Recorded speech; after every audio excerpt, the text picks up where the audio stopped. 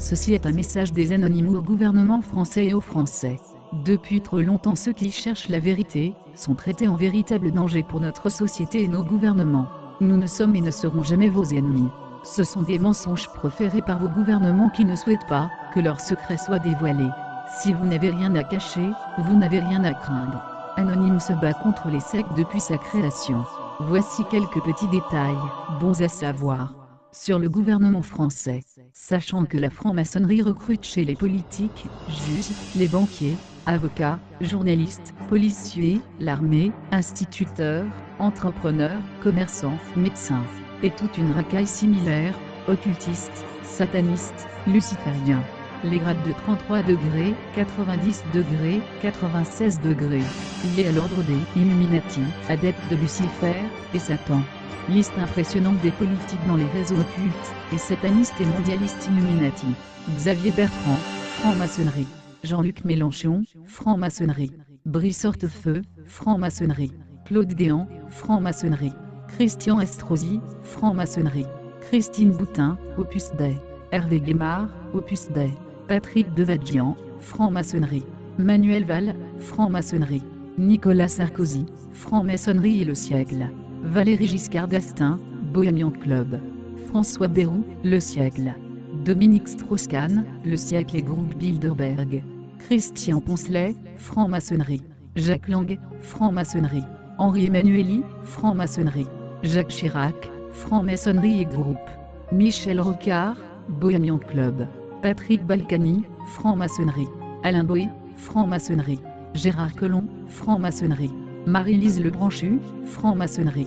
Daniel Vaillant, franc-maçonnerie. Éric Besson, le siècle.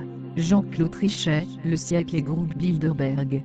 Jean-François Copé, le siècle et groupe Bilderberg. Dominique de Villepin, groupe Bilderberg. Martine Aubry, le siècle et le réseau Voltaire. Jean-Pierre Chevènement, le siècle. François Fillon, le siècle. François Hollande, le siècle. Alain Juppé, le siècle. Bernard Kouchner, le siècle. Rachida Dati, le siècle. Laurent Fabius, le siècle. Donc, voilà notre réponse. Exigence du peuple souverain de France. Nous, citoyennes et citoyens du peuple souverain de France, n'admettons pas plus longtemps la dépendance monétaire qui nous est imposée vis-à-vis des banquiers internationaux par le biais de notre État corrompu. Nous n'admettons pas la dépendance qui nous est imposée vis-à-vis des lobbies criminels de la haute finance, de l'industrie et de la technologie, par le biais de notre État corrompu, sur tout ce qui a trait à notre vie en société. Nous n'admettons pas plus longtemps le sacrifice de nos valeurs humaines et morales, de nos besoins vitaux élémentaires, de nos droits élémentaires, de notre qualité de vie, de la paix, de notre environnement, de la planète, que nous sommes censés partager avec les autres espèces au profit des banquiers internationaux et de leurs cliques de lobby d'une industrie et d'une technologie à vocation résolument criminelle et destructrice. Nous n'admettons pas plus longtemps la trahison et l'imposture générale de nos institutions et de nos dirigeants corrompus. Nous n'admettons pas plus longtemps l'usage monstrueux et inique fait des impôts, qui nous sont indûment prélevés. Nous n'admettons pas plus longtemps la prépondérance criminelle de notre système sociétal, entre manipulation de l'information, omerta et terrorisme d'État.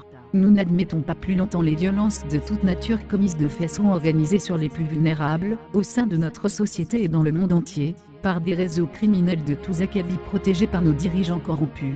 Nous refusons le cauchemar qui nous menace nous, et nos générations futures. Nous nous opposons au nouvel ordre mondial.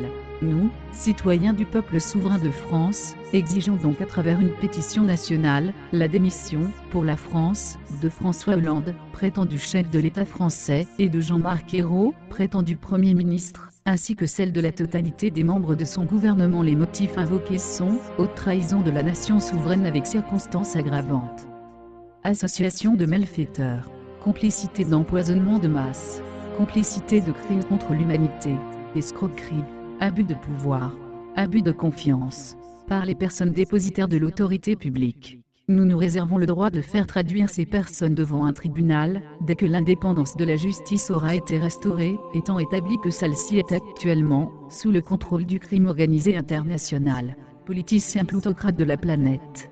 Voici les solutions. Une économie qui retournera sur l'homme, marquant la fin des valeurs capitalistes, où l'homme cherche une satisfaction personnelle directe, et avec un seul but d'améliorer la collectivité. Retour sur une économie d'échange avec création de liens et de confiance durables entre les personnes, et non un échange direct comme aujourd'hui. Développement de l'économie solidaire passant à plus de 20% du PIB total, et devenant ainsi le premier secteur d'emploi et économique français, devant l'économie privée et publique. Partout dans le monde, des milliers de manifestants réclament une meilleure prise en compte de l'environnement par les responsables politiques. Ils exigent que la priorité soit donnée à la qualité de la vie, plutôt qu'à l'économie.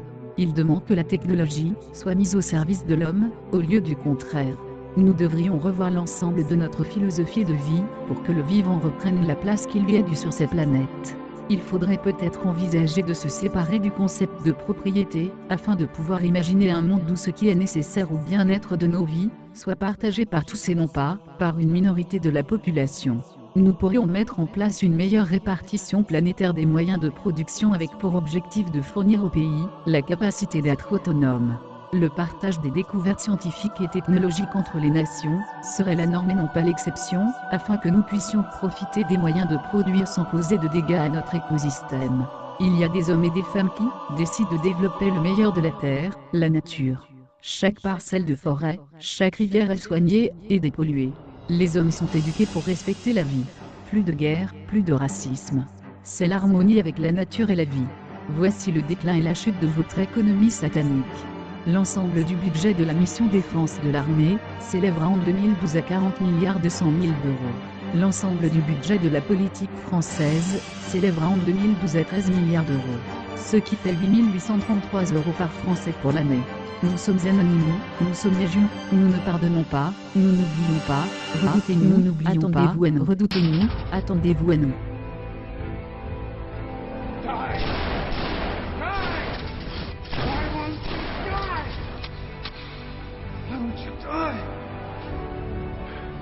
Beneath this mask there is more than flesh. Beneath this mask there is an idea, Mr. Creedy. And ideas are bulletproof.